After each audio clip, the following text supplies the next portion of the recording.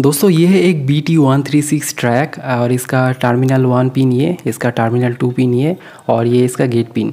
मैंने टर्मिनल 1 और gate pin के बीच में एक LDR को लगाया है। LDR एक लाइट डिपेंडेंट रजिस्टर होता है। इसको आप लोग उजाले में ले जाओगे तो इसका रेजिस्टेंस घट जाएगा और अगर अंधेरे पर ले जाओगे तो इसका रेजिस्टेंस बढ़ जाएगा। तो इसी तरीके से ये काम करता है। टर्मिनल 2 पॉइंट के साथ मैं एक 390 किलो ओम का रेजिस्टेंस को लगाया है और यहाँ पर गेट पिन में मैंने यहाँ पर एक DB3 DAC को लगाया है। अब ये काम करता है एक ब्रेकडाउन वोल्टेज पर और ये नॉर्मली 30 से 40 वोल्टेज के अंदर होता है क्योंकि ये एक बाई डायरेक्शनल स्विच है, तो ये दोनों डायरेक्शन में ही काम करता है और ये एक AC करंट में एक ट्रैक को एक्टिवेट करने का काम बहुत ज़्यादा आता है।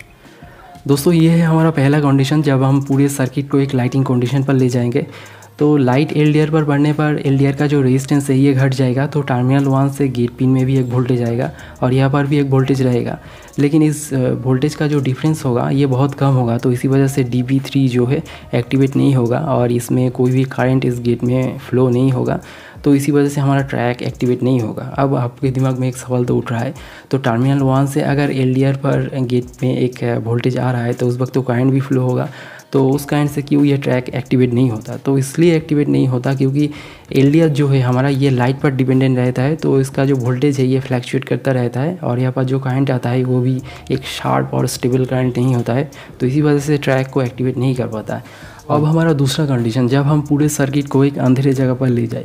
अंधेरे जगह पर ले जाने का मतलब है LDR पर कोई भी लाइट नहीं गिरेगा, इसी वजह से LDR का जो रेजिस्टेंस है ये हाई चला जाएगा। पर हाई रेजिस्टेंस का मतलब इस टर्मिनल 1 से गेट पिन में बहुत कम वोल्टेज पहुंचेगा, लेकिन यहाँ पर एक वोल्टेज रहेगा, तो इसी वजह से एक वोल्टेज ड्रॉप क्रिएट होगा और जब ये वोल्टेज ड्रॉप जब 30 से 40 वोल्टेज के बीच में होगा तो ये DB3 एक्टिवेट हो जाएगा और करंट फ्लो होना शुरू हो जाएगा इस गेट पिन में।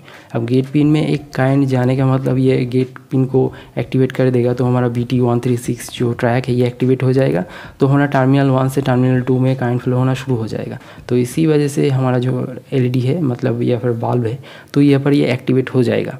अब इस गेट पिन में जो हमारा करंट होना चाहिए ये एक बहुत ही शार्प और ऑयल डिफाइंड करंट होना चाहिए, मतलब जैसे कि मैंने पहले बोला है कि इस LDR के थ्रू जो करंट आ रहा है उससे ये BT136 एक्टिवेट नहीं होता है, लेकिन ये हमारा पूरा सर्किट एक सुपर फाइन सर्किट है, अब इसे इस्तेमाल कर सकते हो।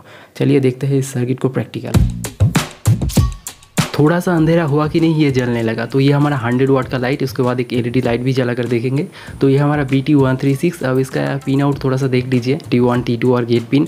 अब ये है हमारा DAC DB3 by directional switch, इसको हम लगाएंगे गेट पिन के साथ। अब ये देखिए हमारा gate pin. Initially 120 kilo ohm का एक रेजिस्टेंस को मैंने टर्मिनल 2 के साथ लगाया है, उसके बाद एक 200 किलो ओम का रेजिस्टेंस भी लगाऊंगा और उस रेजिस्टेंस को घुमा कर देखूंगा, सेंसिटिविटी को एडजस्ट करूंगा कि देखूंगा कि कहाँ पर ये लाइट जल रहा है। मतलब मुझे अगर एकदम अंधेरे में जलाना है तो एक सेंसिटिविटी होगा और एकदम लाइट थोड़ा सा कम होने पर जले तो वो एक सेंसिटिविटी होगा, तो इसकी मदद से हम एक्चुअली सेंसिटिविटी को एडजस्ट कर सकते हैं।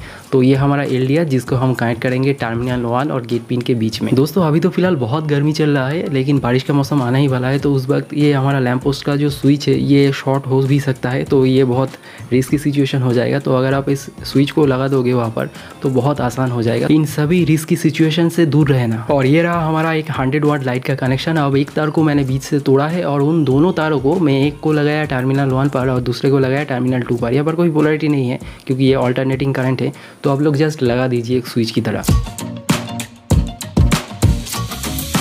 अभी मैं इस सर्किट का 200 किलो ओम का पोटेंशियोमीटर को घुमाकर ऐसे सेट करूंगा सेंसिटिविटी को ताकि ये जस्ट ऑफ हो जाए, ताकि इसके सराउंडिंग जितने लाइट है उससे थोड़ा सा कम इसमें सेंस करे लाइट, तो उसी से ये ऑन हो जाए। तो दोस्तों देखिए मेरे हाथ में एक PCB का छोटा सा टुकड़ा है और मैं इस टुकड़े से इस सेंसर पे आने वाले लाइट को ब्लॉक करूंगा, तो देखिए लाइट ऑन हो जाएगा। दोस्तों अगर आप इस सर्किट को पूरे अंधेरे जगह पर जलाना चाहते हो तो आप लोगों को इस पोटेंशियोमीटर को कुछ इस तरीके से सेट करना होगा। पहले तो पोटेंशियोमीटर को इस तरीके से घुमाओ ताकि पूरा सर्किट मतलब हमारा बल्ब ऑफ हो जाए।